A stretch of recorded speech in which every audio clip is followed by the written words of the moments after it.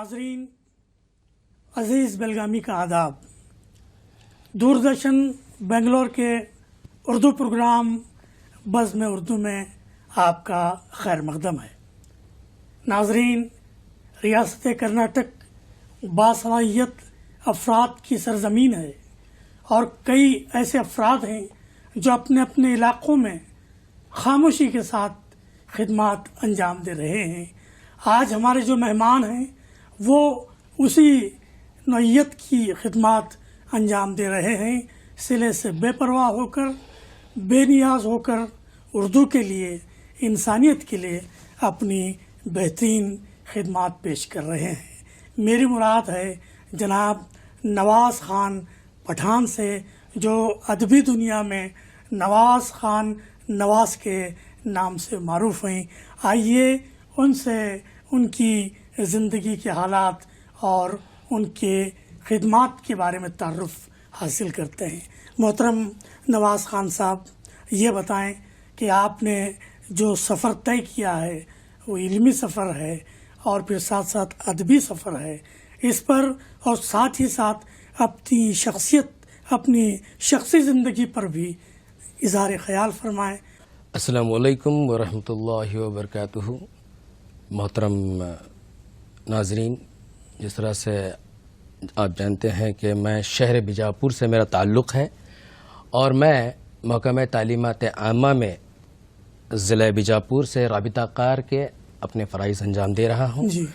जिस तरह से आप जानते हैं कि शख्सियत की सही नशोनुमा तरबियत से मुकम्मल होती है, तो अल्हम्दुलिल्लाह मेरी भी तरबियत वालिदैन से हुई और असातिज़ाओं से हुई।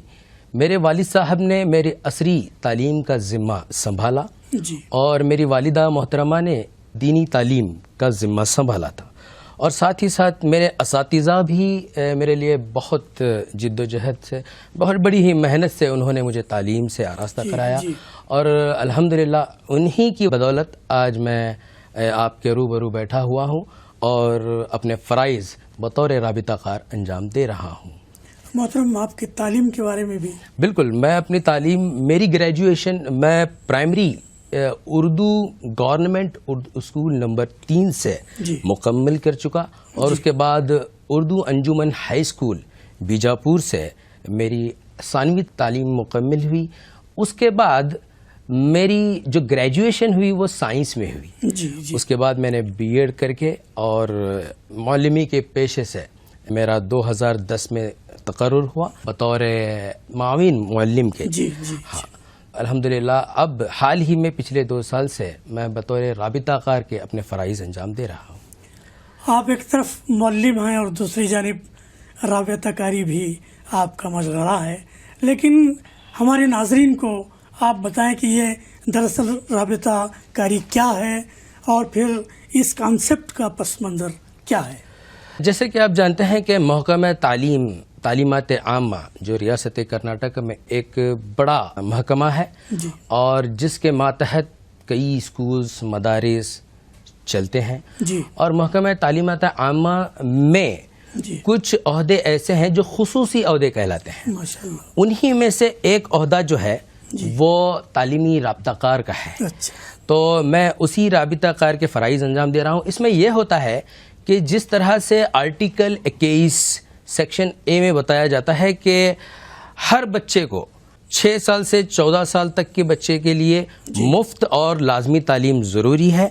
सबसे पहला काम राबिता कार का यही होता है कि कोई भी बच्चा तालीम से पीछे ना रहे, हर एक बच्चा तालीम हासिल करे और उसे तमाम तालीमी सहूलियात जो भी महकमा तालीमात आमा से फराहम हो रही हैं वो उस तक पहुँचे।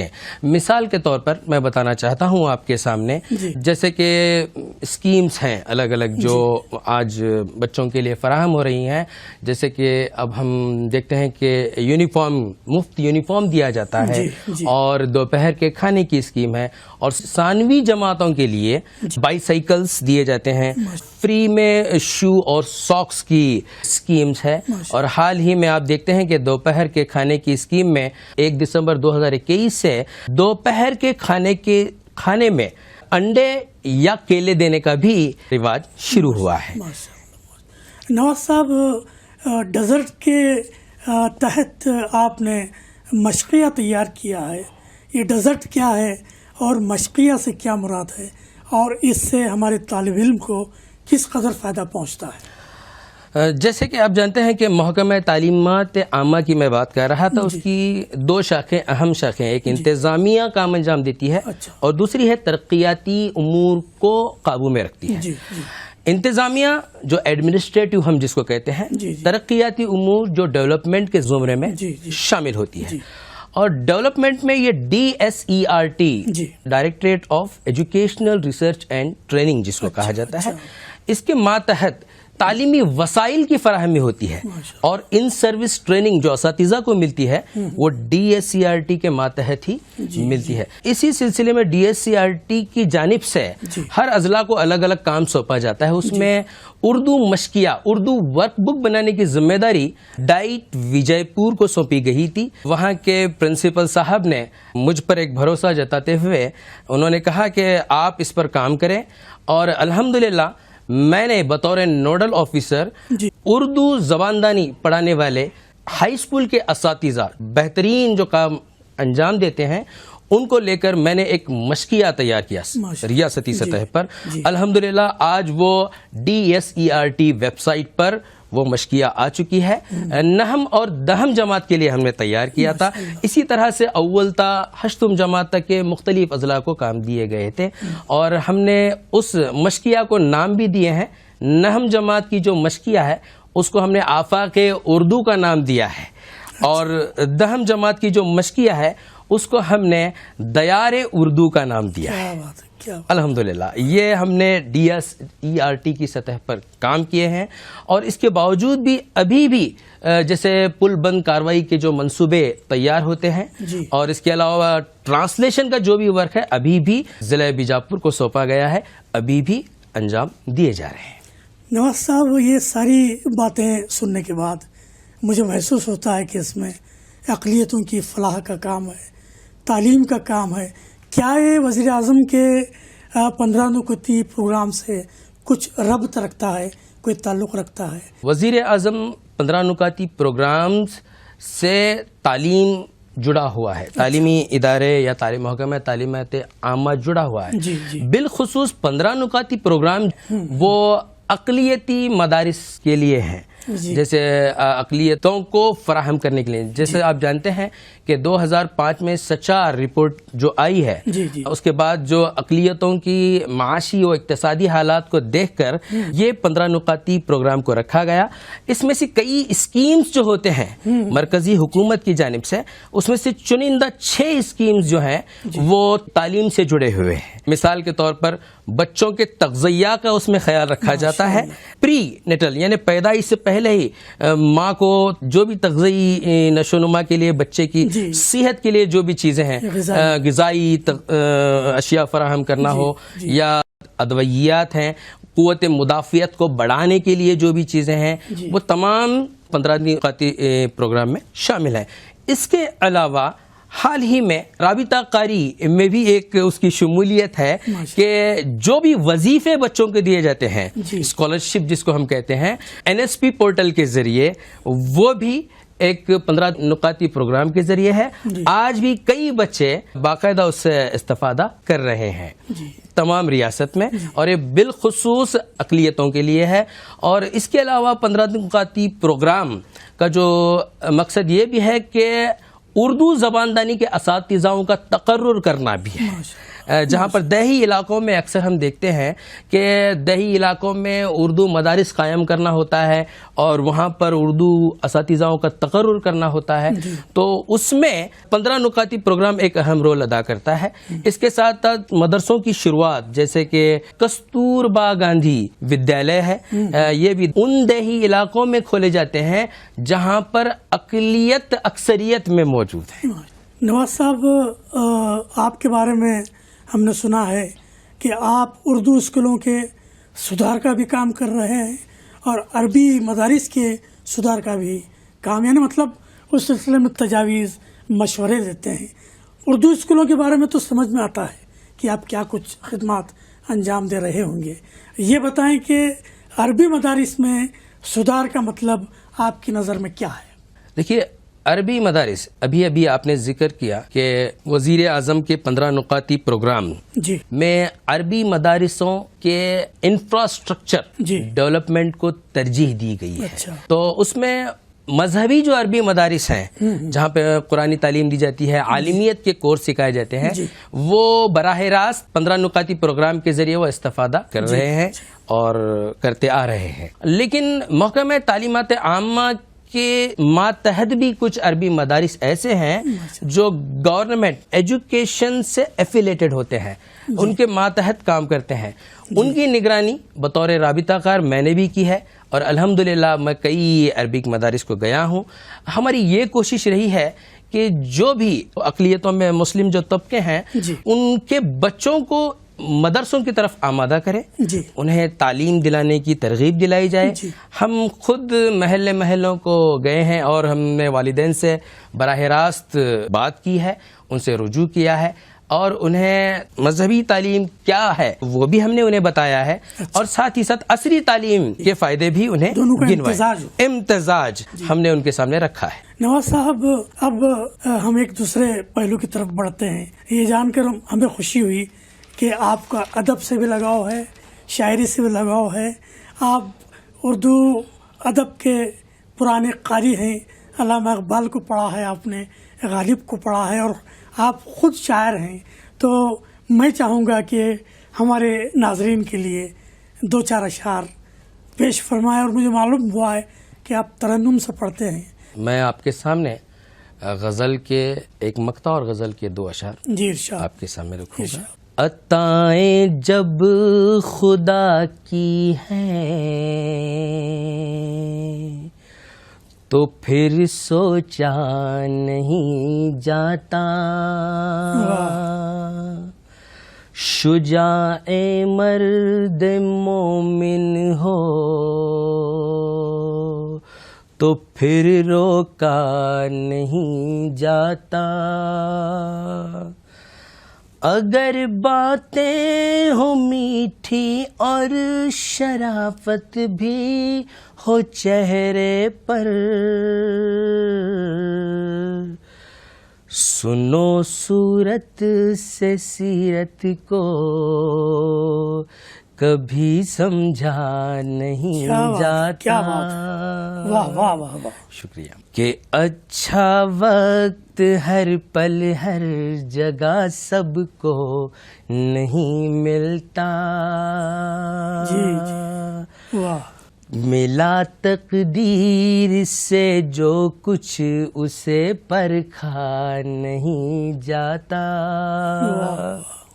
غنیمت زندگی کو جان کر جو بھی سنورتا ہے، بساط زندگی کیا تھی کبھی دیکھا نہیں جاتا. کیا بات، کیا بات. شکریہ. مقطع عرض کرتا ہوں. ارشاد.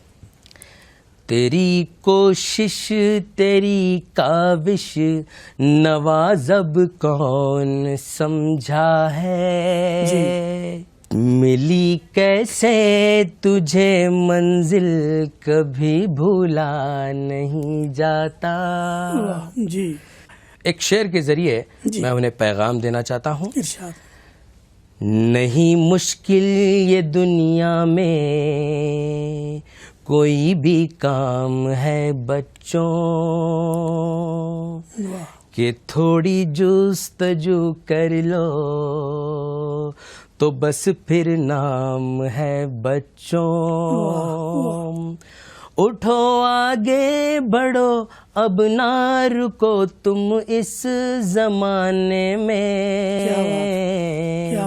جو پاؤ گے کبھی منزل وہیں انعام ہے بچوں. کیا بات ہے، کیا بات. تو بہت خوب، بہت خوب.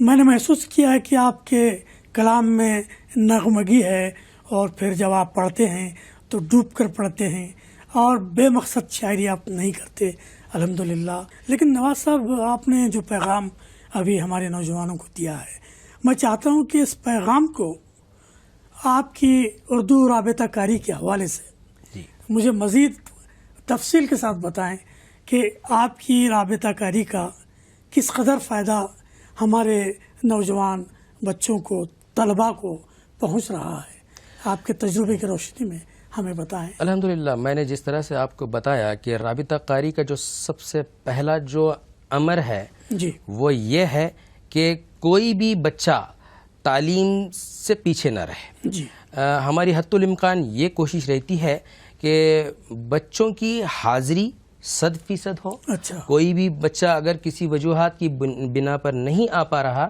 تو ہم میر معلم سے رابطہ کرتے ہیں اچھا۔ کہ وہ کیوں نہیں آ پا رہا ہے، اور میر معلم کا فرض ہے کہ وہ 1 سے 2 مرتبہ، اگر 1 ہفتے تک بچہ اسکول کو نہیں آ پا رہا تو والدین سے رابطہ کرے، گھر تک جائے اور اس کی وجوہات تلاش کرے اور ہمیں سمجھائے۔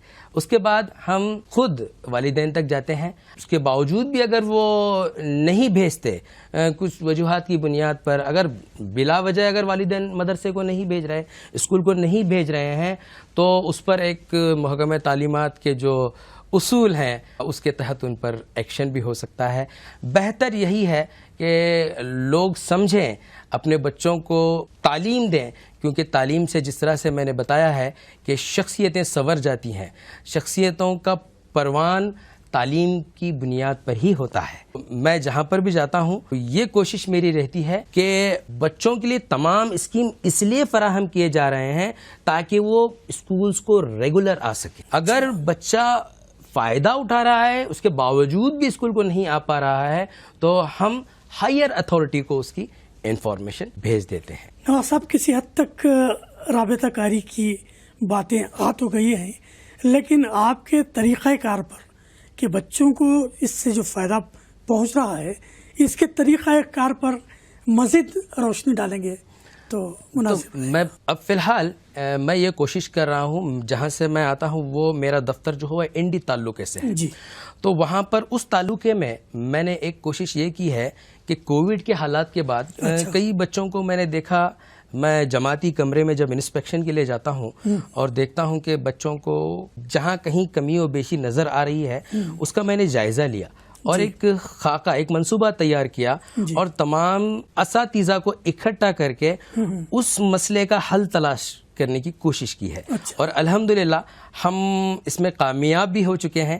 اساتذہ اور میرے رائے مشورے سے ہم نے ایک منصوبہ یہ بنایا کہ ہر بچے کو تینوں زبانیں، اردو ہو، کنڑا ہو، انگریزی، کم سے کم پڑھنے اور لکھنے کے قابل بنائیں، اور اس کے ساتھ ساتھ آسان علم ریاضی، آسان سائنس اور آسان سماجی سائنس انہیں اس کی معلومات فراہم کی جائے۔ تو ہم نے اپنے تعلقہ سطح پر ایک خاکہ تیار کیا ہے اور اسے ہم عملی جامہ بھی پہنا رہے ہیں۔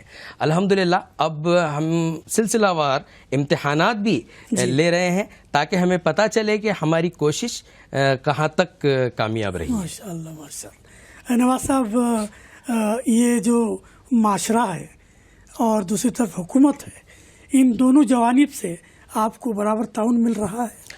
جی الحمدللہ، تعاون تبھی ملے گا جب ہم کوشش کریں گے۔ محکمہ تعلیمات عامہ تو اپنی تو کوشش مزاحمت نہیں، مزاحمت نہیں ہے، کیونکہ محکمہ تعلیمات عامہ اپنی جانب سے پوری کوشش یہی کر رہا ہے کہ ہر بچے کو تعلیم ملے اور تمام تر سہولیات وہاں سے فراہم ہو رہے ہیں۔ جس طرح سے میں نے بتایا کہ 15 نقاطی پروگرام میں وظیفے بھی دیے جا رہے ہیں اور مفت یونیفارم بھی ہم فراہم کر رہے ہیں، اور اس کے علاوہ دوپہر کے کھانے کی اسکیم میں نیوٹریشن یعنی تغذیہ کا بھی خیال رکھا جا رہا ہے، اور ساتھ ہی ساتھ ثانوی جماعتوں کے لیے سائیکل اور شوز اور ساکس فراہم کیے۔ یہ اسی لیے فراہم کیے جا رہے ہیں تاکہ جو اکثر دیکھتے ہیں کہ پچھڑے طبقات کے جو بچے ہیں وہ زیادہ تر وہی بچے گورنمنٹ مدارس کو آتے ہیں، تو انہیں کوئی دقت نہ پیش آئے، کہ والدین کو یہ دقت نہ پیش آئے کہ ہمارے بچوں کے پاس یونیفارم نہیں ہے۔ تو ہم یونیفارم، محکمہ تعلیمات عامہ کی جانب سے یونیفارم بھی دیا جا رہا ہے۔ سائیکلیں اگر دور ہے، ڈسٹنس فاصلہ اگر دور ہے تو اس کی آسانی کے لیے بھی محکمہ تعلیمات عامہ نے یہ کوشش کی ہے کہ وہ سائیکل فراہم کرے ثانوی جماعت کے بچوں کے لیے، اور والدین کو حتی الامکان یہ کوشش کی جا رہی ہے کہ میر معلمین اور معلمین کے ذریعے ان سے رابطے میں رہیں اور ماہانہ ایک والدین کے ساتھ میٹنگ کرتے رہیں. اور اس کے ساتھ ساتھ آپ یہ بھی جانتے ہوں گے کہ اسکول کی ایک نگرانی کمیٹی بھی ہوتی ہے, ایس ڈی ایم سی جس کو ہم کہتے ہیں. ایس ڈی ایم سی کا بڑا اہم رول ہے اس میں, وہ بھی پیش رہتے ہیں. اور میں انہیں یہ بھی کہنا چاہتا ہوں کہ جو بھی بچے اپنے محلے کے ہوں یا تعلقے کے ہوں, جہاں پر بھی وہ تعلیم سے قاصر ہیں, کہ وجوہات تلاش کریں اور یہ کوشش کریں کہ کوئی بھی بچہ تعلیم سے دور نہ رہے.